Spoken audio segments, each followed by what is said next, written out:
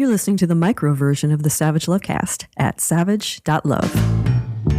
If you're stuck in a relationship quandary, or if you're looking for sexual harmony,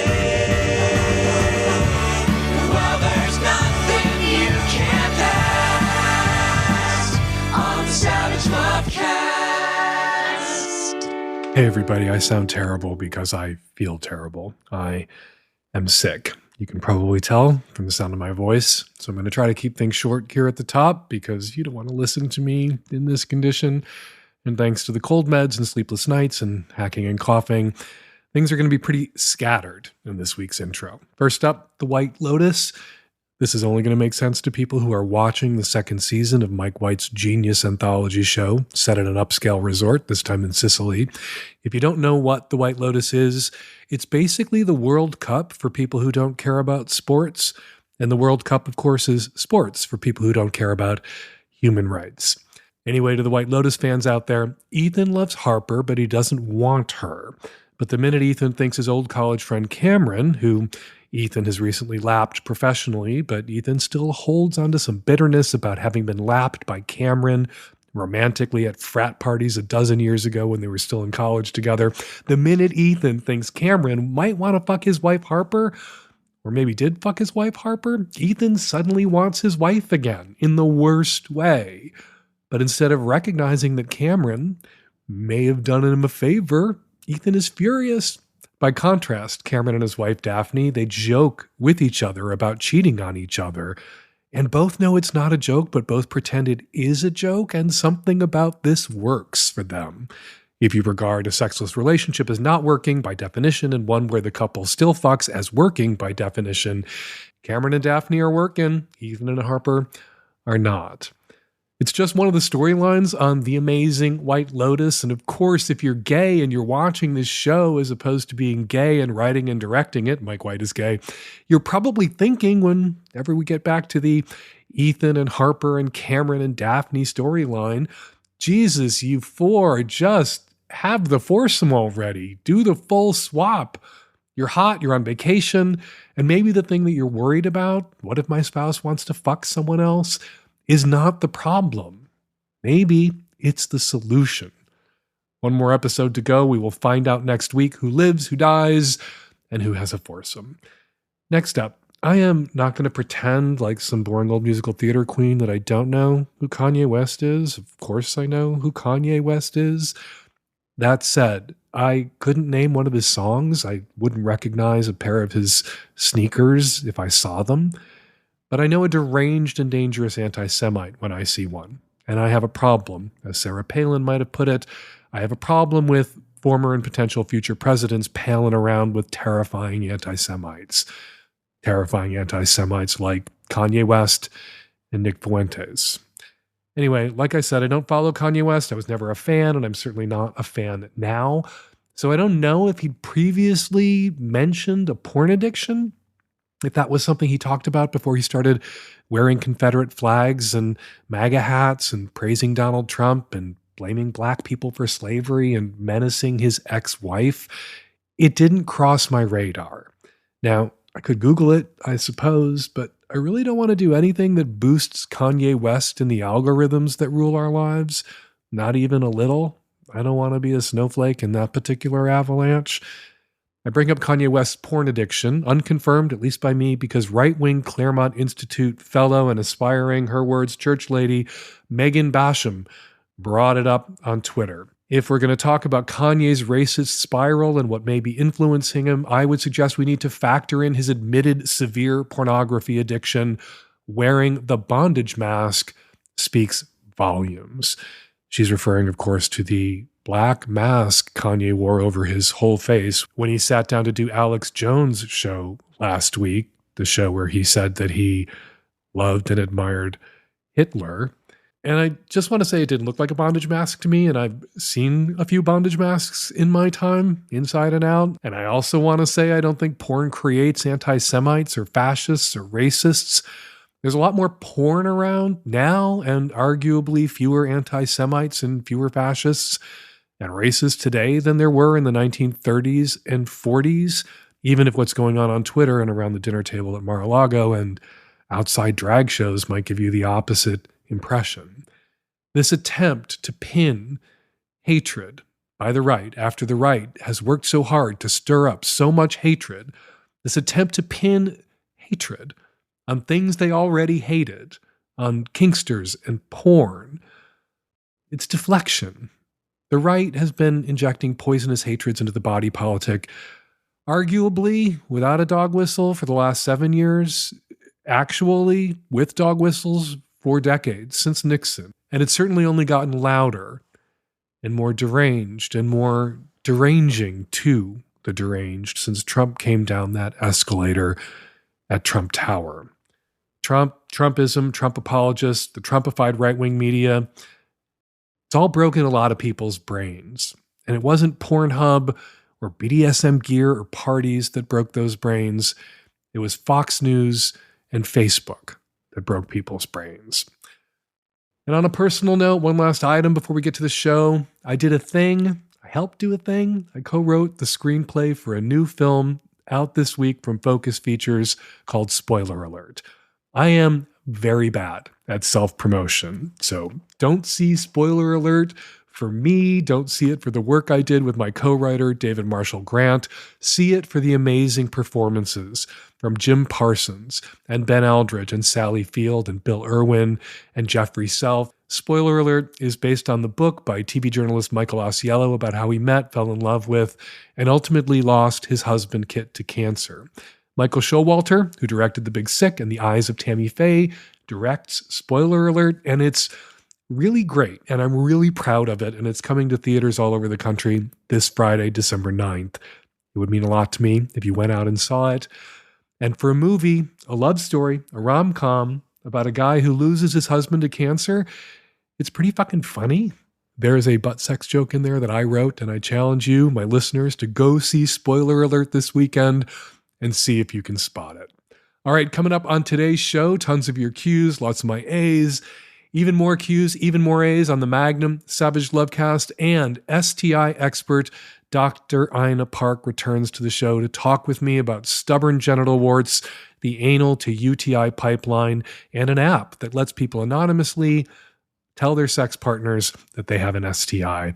That's all in the Savage Lovecast. There's also, of course, every Tuesday, a brand new Savage Love, the advice column for you at savage.love/Savage Love. Now let's get to the show.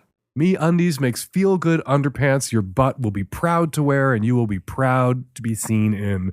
They will be the most comfortable pair of underwear you will ever own, and to check it out yourself, go to meundies.com/savage. This episode of the Lovecast is brought to you by the good folks at Squarespace. They make it easy to build a beautiful website, blog, or online store. Head on over to squarespace.com/savage for a free trial. And when you're ready to launch, use the offer code SAVAGE to save 10% off your first purchase of a website or domain.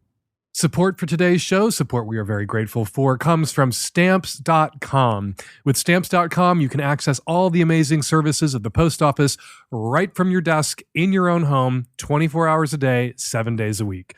Just click, print, mail, and you are done. It could not be easier. And right now, use Savage for this special offer. Includes up to $55 worth of free postage, a digital scale, and a 4-week trial. Do not wait.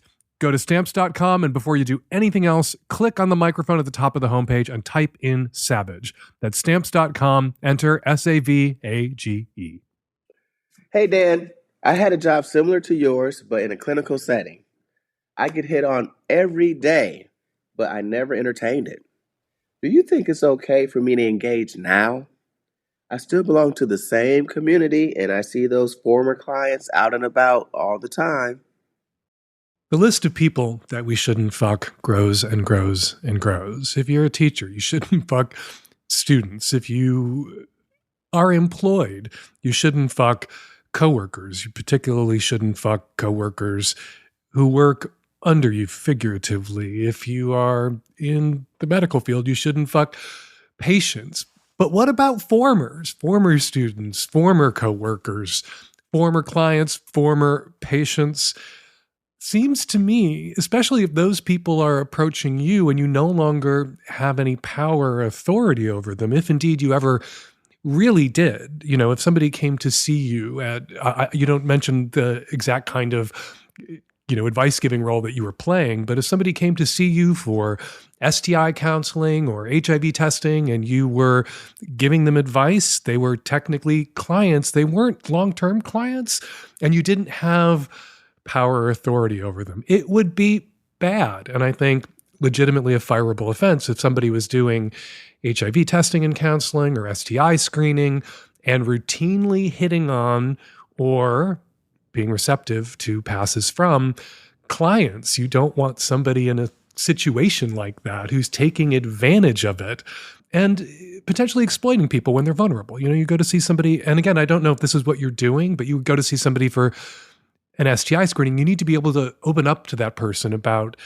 your sex life, your risks, and it's just, if you're hoping to get into that person's pants or that person is giving off a vibe that they might want to get into your pants, you're less likely to be honest and straightforward about your risks or feel comfortable opening up to this person who seems to be giving you, the fuck me face about the risks you're taking. So while people were your clients, you shouldn't have picked up on them or allowed them to pick you up. Now that they're no longer your clients, now that you're no longer doing this job, if you see somebody that you met in that setting out and about and they still want to get with you and you want to get with them, I don't think there's anything wrong with that. I don't think you shouldn't sleep with those people if you want to and they want you to, just because you used to counsel those people. But remember, I'm kind of the sex pervert guy. I'm kind of pro people fucking and pro people fucking people they want to fuck, however they might have met, so long as they're not currently in a position of power or authority over someone. I still get in trouble for a column I wrote years ago telling someone who was a teacher that it was, I guess, okay to fuck a student who'd graduated years ago. People were yelling at me about that in my email inbox recently. I don't know how they stumbled over that ancient column, but they did, and they did not think that that was okay. So, probably not okay with some people who have sex advice podcasts for you to sleep with someone who used to be a client now that you're out of the giving advice to people business. But it's okay with me. And I'm the one you asked. Hey, Dan, 32-year-old bi guy here. On the Lovecast recently, you've had a couple of questions about herpes disclosure, and you've come down on the side that the good and ethical thing to do is to disclose to potential sexual partners that you have herpes, which I think I agree with. But it reminded me in listening to those calls that when I was about 15, I had a cold sore on my mouth, pretty typical thing, and honestly had just forgotten that that is herpes and that I have herpes because, once you have it forever. So should I be disclosing to potential sexual partners that I had a cold sore once as a teenager? It seems weird, but I guess that is still relevant information before I go down on somebody. Similarly, though, should I disclose that information before I make out with somebody? Because that's still potentially transmitting a virus to them. Some alert listeners have detected a certain amount of hemming and hawing for me when I urge people who have herpes or HPV to err on the side of, which is not quite the same thing as always, but err on the side of disclosure. Cold sores. You had a cold sore decades ago. Most adults, according to the Mayo Clinic, carry the virus that causes cold sores, even if they've never had symptoms themselves. And if you only had one outbreak once, decades ago, and you've never had another outbreak, that's either a very mild strain or herpes, your body doesn't eliminate the herpes virus. But if you've never had another outbreak, you're highly unlikely, I think, to infect someone else. And I guess I fall into the camp of you can factor your infectivity into your calculations around disclosure, which is potentially a very controversial thing to say. And in some places, not good legal advice. If you have HIV and you're on medications and you have a zero viral load or an undetectable viral load, you are uninfectious. Do you have to disclose whether you have HIV if you're presenting no risk to someone else? Well, technically, legally, in many places, yes. In many places, it is a crime not to disclose that you have HIV, even if it's impossible for you to infect someone else with HIV.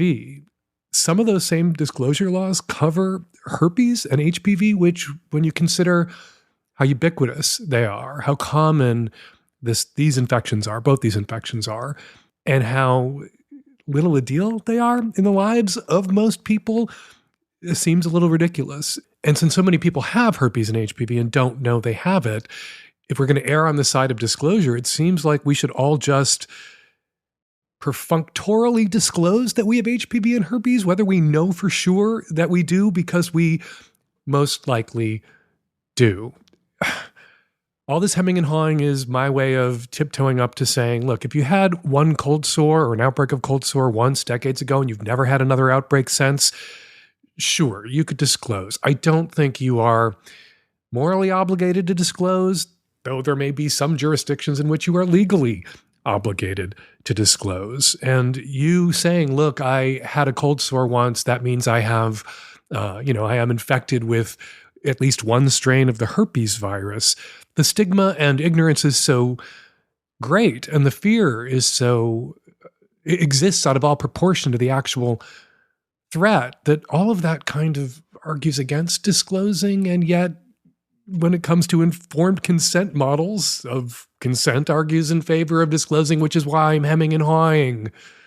Yeah, you should disclose. Everybody should disclose. And since so many people have herpes and HPV and don't know it, we should all just say that we do, whether we know for sure that we do, because we probably do. Interesting fact, I noticed while I was looking up a little information about this, about cold sores, the Mayo Clinic says fatigue, stress, hormonal changes, all risk factors for an outbreak. So are, right there on the list with fatigue, stress, hormonal changes, exposure to sunlight and wind. So if you have herpes, and most of us probably do, stay inside. This episode is brought to you by Squarespace, who would like to invite you to take the next step. Your project is cooking along fine. You're building a following. You're starting to sell stuff. But if you don't have a professional-looking, high-functioning website, what are you? You're nothing.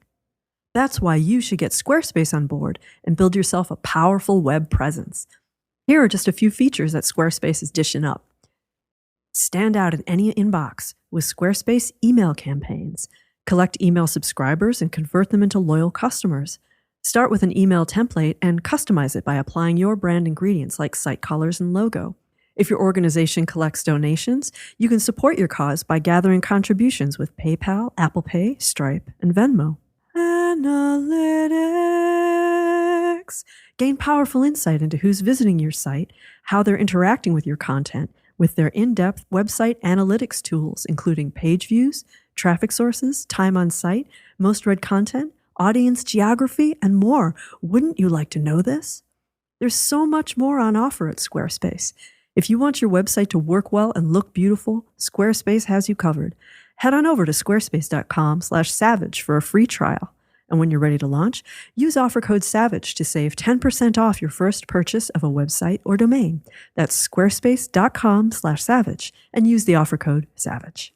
Hey guys, mid-50s guy here, in relatively good mental and physical health, divorced about a year and a half, and coming out of a 20-year marriage.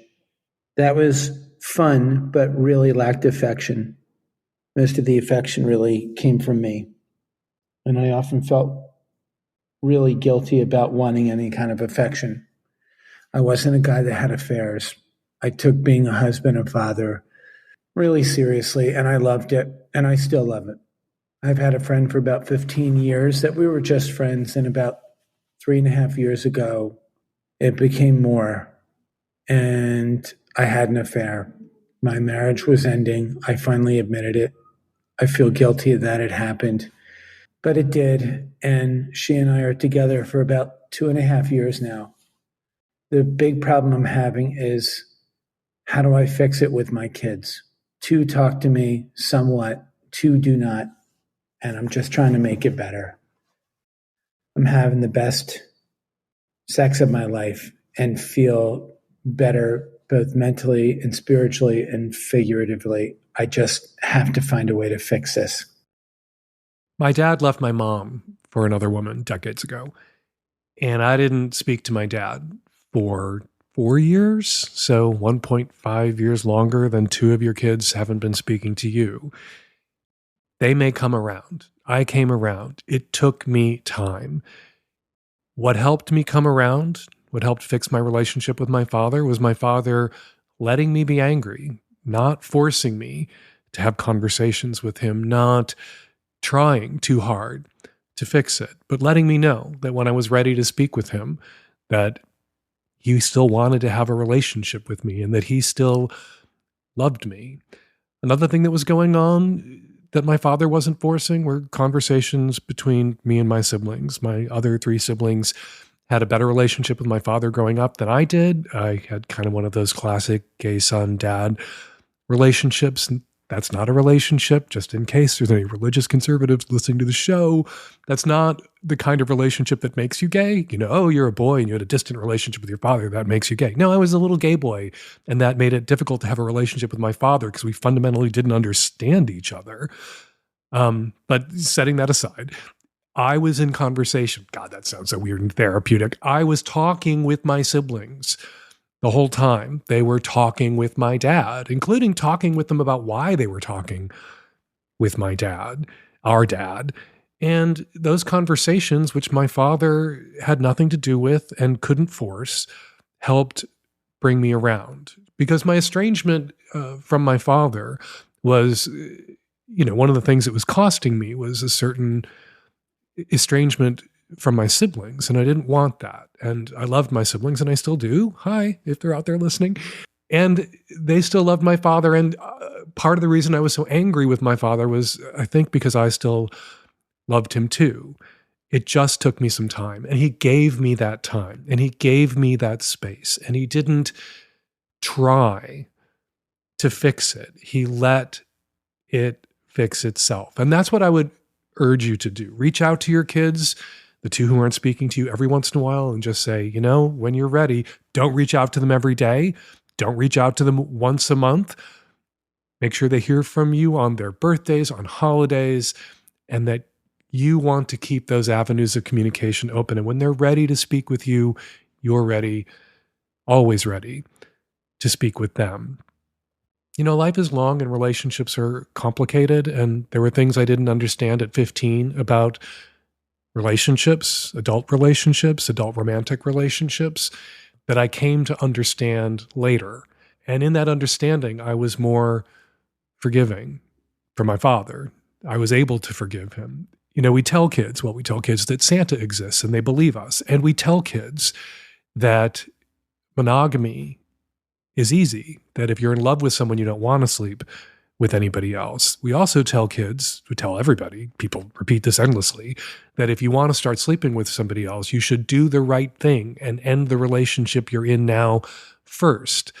That's harder than people realize. And people make choices under the duress of the difficulty of extricating themselves from the relationship that they're already in. And people make mistakes and blow things up and hurt people that they didn't want to hurt. Sometimes you wind up hurting people, the very people you were trying to protect, by sneaking around. You sneak around, you hide the relationship, you have the affair because you don't want to hurt your spouse by divorcing them, by leaving them.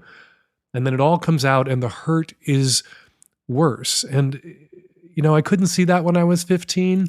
I could see that when I was 20. And I can certainly see that now. So be patient. Live in hope.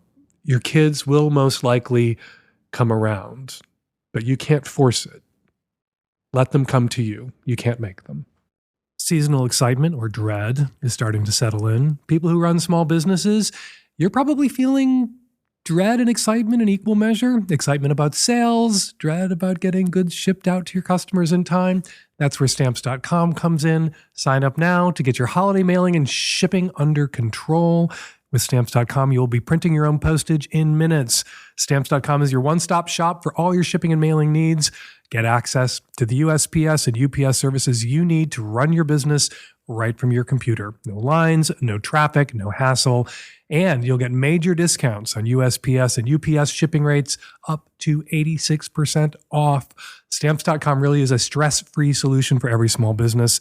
Rates are constantly changing, and with Stamps.com's Switch and Save feature, you can easily compare carriers and rates so you know you're getting the best deal every single time.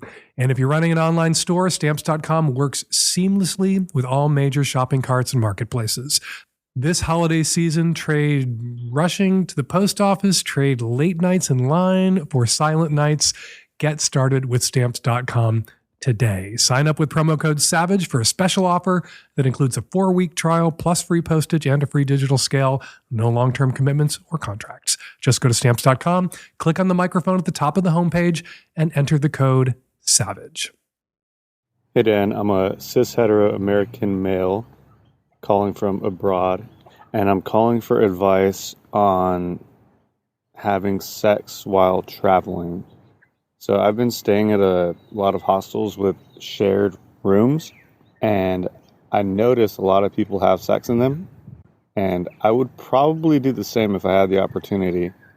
But I have been told by several people that it makes them uncomfortable, and so maybe it's not ethically permissible. I'm wondering what you think. Young people travel. Young people are horny. Young broke people stay in youth hostels where they pack lots of young people into a single room.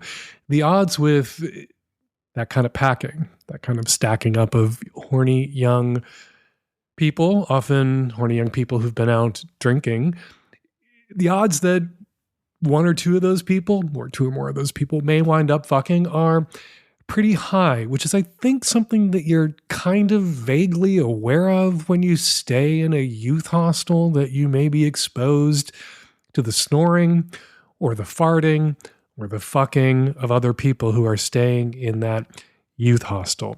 Is it unethical to fuck in a room where other people are trying to sleep?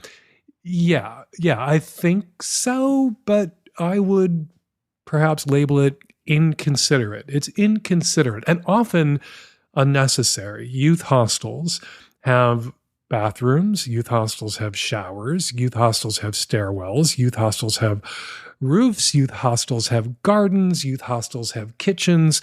Youth hostels have lots of nooks and crannies where two people who just absolutely positively have to fuck and have to fuck now, and because of the way they're traveling, are not going to be able to avail themselves of a totally private place to fuck.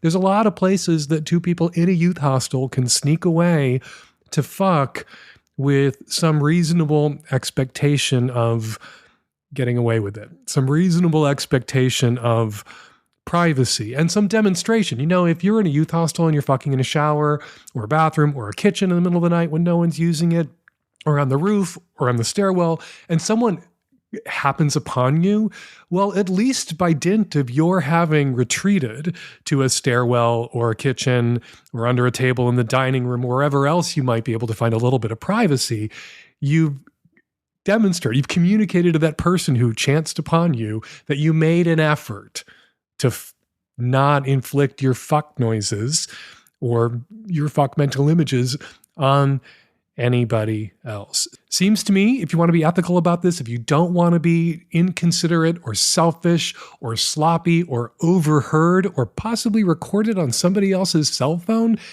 go find someplace else to fuck in that youth hostel. And if you can't find someplace else to fuck in that youth hostel, go find someplace to fuck outside that youth hostel. If you're staying in a youth hostel in, for example, Amsterdam or Berlin, there are plenty of places, even if you don't have a hotel room all to yourself, there are plenty of places you can go and fuck with some modicum of privacy, and plenty of places that you can go and fuck where there are lots of other people around who want to watch. You probably have friends and loved ones like me, someone who needs new underpants on the regular, someone who loves new underpants but can't be trusted to buy them for themselves. no style, like me, or can't prioritize their own needs, underpants or otherwise, also like me. So be a hero this holiday season and get that person in your life, like me, get that person a gift subscription to Me Undies, and they will thank you all year round. Me Undies, of course, is your go-to spot for snuggly soft undies and more that everybody likes. So they're not just for the person on your list who needs those new underpants, they're also for you, and it's so much more than just underpants. I am all about my Me Undies lounge pants with pockets. I have at least 4 pairs now, and I love them. I wear nothing else from the waist down when I'm at home. And Nancy loves her extra thick, warm and cozy Me Undies socks. Nancy bikes to work. It's cold here right now, so she really needs them, and she loves them. Try Me Undies and get 20% off your first purchase plus free standard shipping and free returns when you go to meundies.com/savage. And while you're there, be sure to check out Me Undies holiday collection. From undies and bralettes to PJ sets, Me Undies has something for every name on your list. Shop classic plaids for dads, holiday sweater prints for fun friends, and the softest loungewear ever for all the cuddly ones in your life. All available in sizes XS through 4XL. Me Undies has everything you need to make your favorite people smile this holiday season and all year long, all in one convenient place. And maybe while you're there, get a little extra something for yourself too. This year, holiday your way with Me Undies. To get 20% off your first order, free shipping, and 100% satisfaction guarantee, go to meundies.com/savage. Be sure to let them know the Lovecast sent you. That's meundies.com/savage. Hey, Dan. I'm a 28-year-old bisexual polyamorous cis woman. I'm also a sex worker. I have an OnlyFans, I cam, and I've done stripping as well, hoping to do that a bit more. So naturally, I've been lying to my family about the work that I do. And it's gotten to a point where it was really, really difficult for me to keep the lie going. It felt like this weird double life thing was getting pretty exhausting, and I was pretty over it. My family, for the most part, is pretty liberal, but I have a very complicated relationship with them. I've also been accused a lot of lying to them, which isn't true, which is true.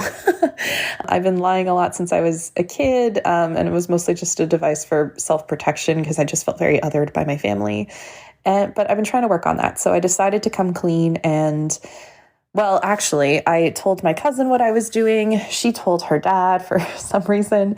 And then her dad, who I don't even have a relationship with, he's been estranged from my family for 10 years, but he went ballistic and is very worried that I'm a broken harlot going down a very dark path. So he decided to start telling people in the family. That led me to tell my mom and my brother because I knew it was going to get back to them anyway. They are devastated. They're furious with me. My brother has said that if I continue to do this work, I am really intentionally hurting my family. My mom, I've advised for her to listen to this podcast. I've given her other resources, but she just won't budge. She's just terrified and assuming I'm going to die soon as well. I don't really know what to do. I have a friend who suggested, why don't you just lie and say you stopped? But honestly, at this point, I've broken trust with them and they're not going to believe that. I really hope this dies out soon. But yeah, having frantic phone calls of everybody being disappointed in me for causing a ruckus in the family, angry with me for doing this to the family, or just concerned for my safety, even though no one point blank has just asked me if I've taken safety precautions, which the answer is yes.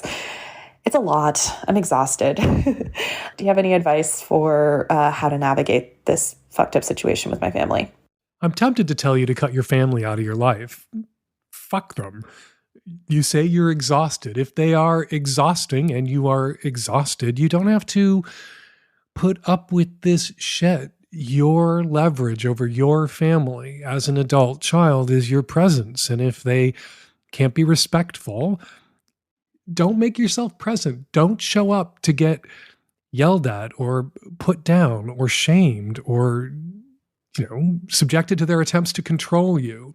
All that said, you say that you were a liar, that you lied a lot when you were younger. You don't say what kind of lies you told. Were you just a kid who lived in their own dream world? Were you a fabulist? Or were you doing things, getting away with things, taking risks, and then lying to your family about what it is that you were up to? And did the lies that you told your family create a lot of drama and crisis and work for your family. I mean, did you lie to them about where you were going, who you were with, and then you needed to call in the cavalry and your family had to routinely drop everything to rescue you? If it was that kind of lying and that kind of drama, your family's distress, concern may be a little bit more understandable. And as you've said, you're trying to get a handle on the lying, you're trying to be more truthful and direct with them.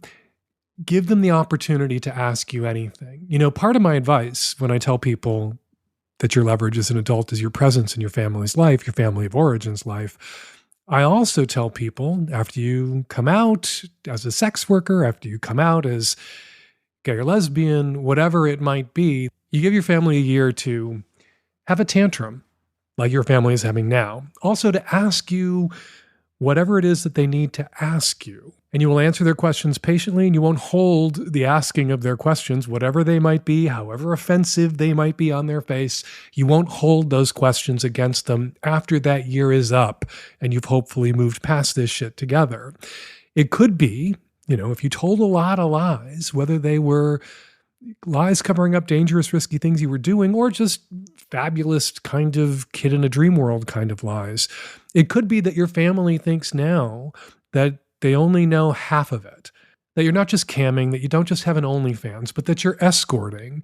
And escorting is a lot riskier. And so if you haven't had a conversation with them about what you're doing and how you're doing it and gotten into the really nitty-gritty details, I could see where they might be worried for your safety, particularly if in the past, again, they had to play the cavalry and rush in and rescue you from whatever it might have been. And in conclusion, fuck your cousin and fuck your cousin's dad who went ballistic and made you feel like you needed to tell your family what it is that you were doing and get out in front of it before your family found out from, or your immediate family found out from your extended family. But maybe your blabby cousin and your blabby cousin's asshole dad did you a favor because you were getting tired of living this double life and you don't have to live this double life anymore, but you get to live your own life and you get to make your own choices. And your family can't veto your choice to do this kind of sex work if it is the choice that you want to make and the choice that's right for you at this time. But you will have to stand your ground. You will have to let them have their tantrum, let them see that the tantrum they're having isn't going to work, that they can't control you with their anger. And then hopefully you'll come out on the other side of that. They'll drop the tantrum as a tactic. They'll relax. If you answer all of their questions honestly and you don't get caught in any lies about what it is you're doing right now for work, they'll come to trust that this is what you're doing and that you aren't taking any additional risks or doing something arguably riskier than the kind of sex work you're doing now. And they'll come to trust you. But that's going to be a process, and that's going to take some time. Hi, Dan and the tech savvy at-risk youth. This is a 25-year-old girl from Los Angeles. So I recently broke up with somebody who I had been dating for 8 months. I had been so honest, communicative, and patient while he tried to figure out who he was, what he wanted. And we were talking and, I was just like, the minute I realized you couldn't give me more is the reason I had to end things. And he said, after we had talked, he had said, well, for the past 2 months, I had been feeling like my feelings were waiting for you. And also, he said that he had one big red flag. And I was like, well, if it's something that, I should be, aware of, let me know. And he said that it was because I was too sure of myself and too confident. And he said that was the one thing that really tipped him off the edge.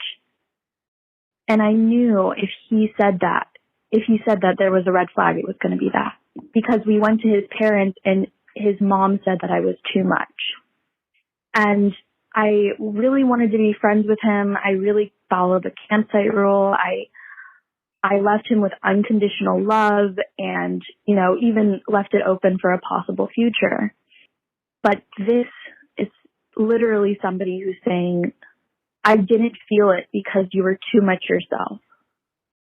So I wanted to know, Dan, do you think that you can go and still have somebody in your life who says that?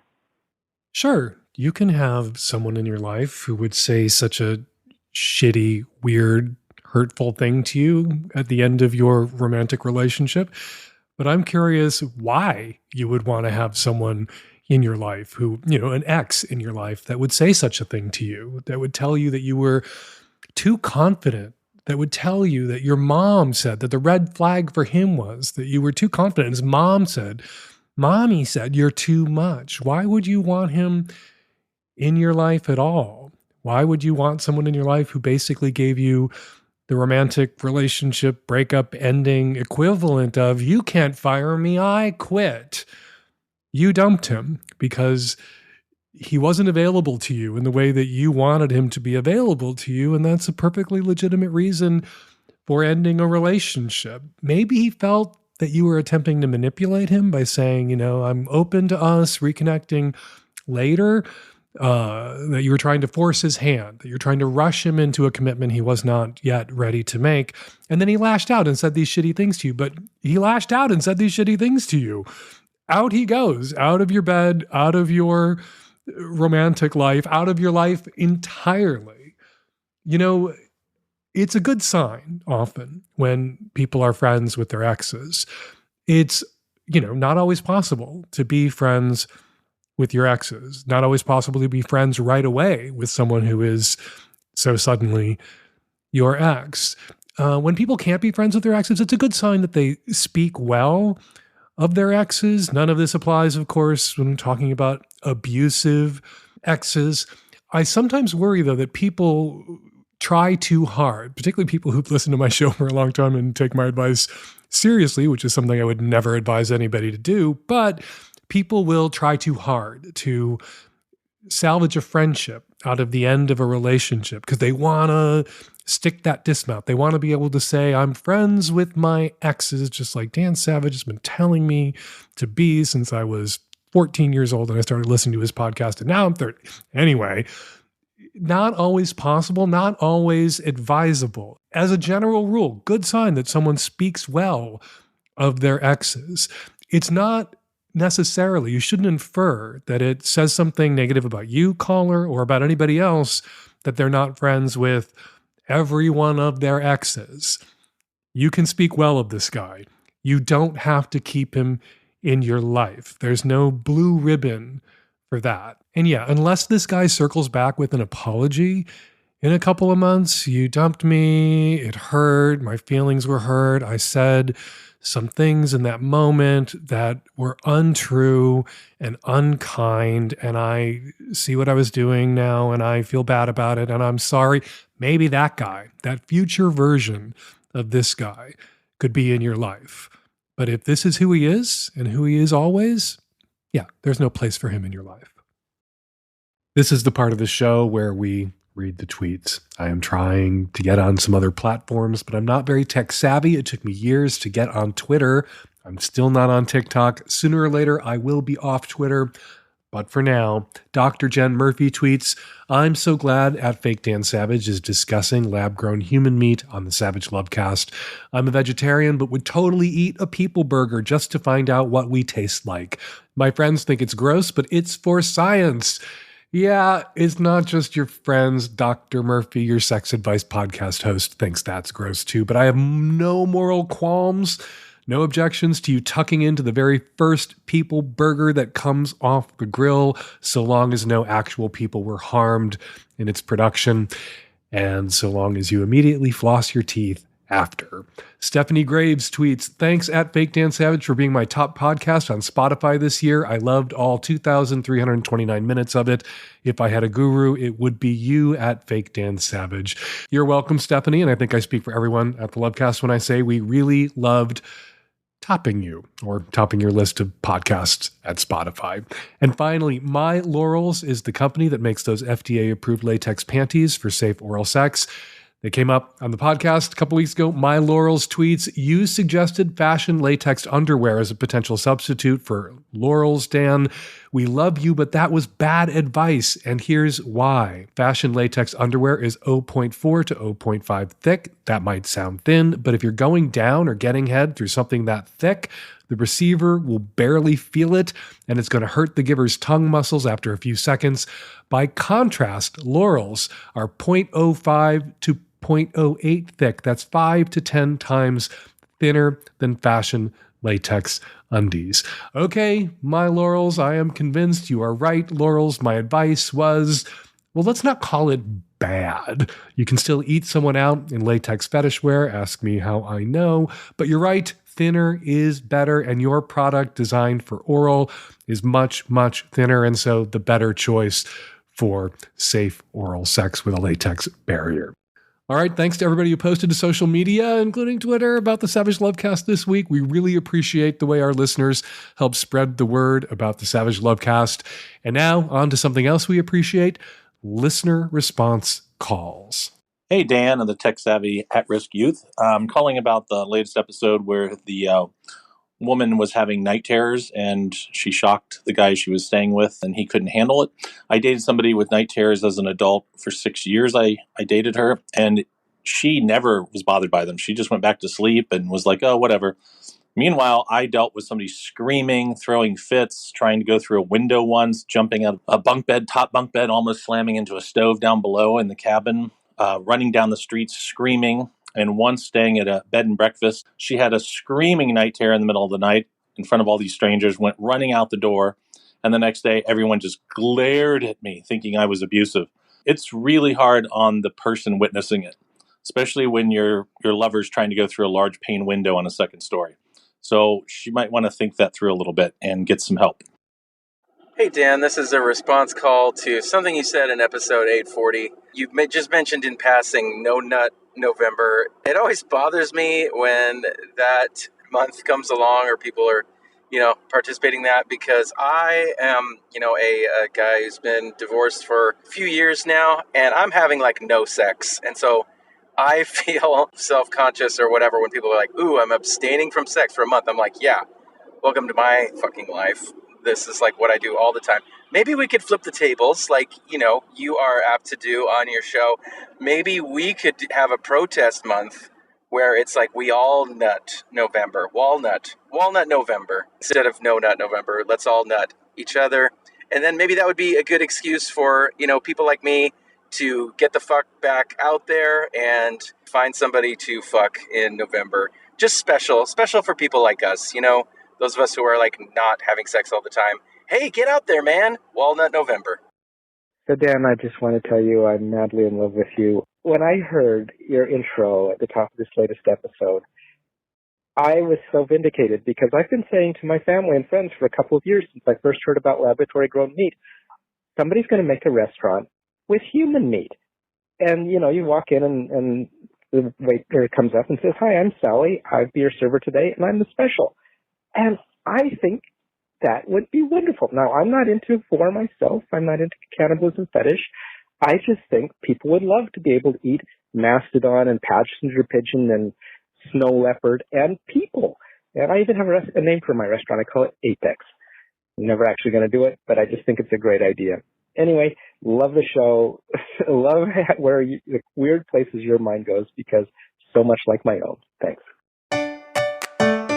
And we're going to leave it there. Got a question for next week's Lovecast or something to say about something I said on this week's Lovecast? Use the voice memo app on your phone to record your question or your comment and email it to us at voicemail@savagelovecast.com. You can also call us at 206-302-2064, and you can record your question directly onto the Savage Love website at savage.love. The holidays are here. The Magnum Savage Lovecast makes a great gift, as do Fuck First and GGG mugs, Savage Love t-shirts, and hump tickets. The Tech Savvy At-Risk Youth are standing by, ready to take your orders at savage.love.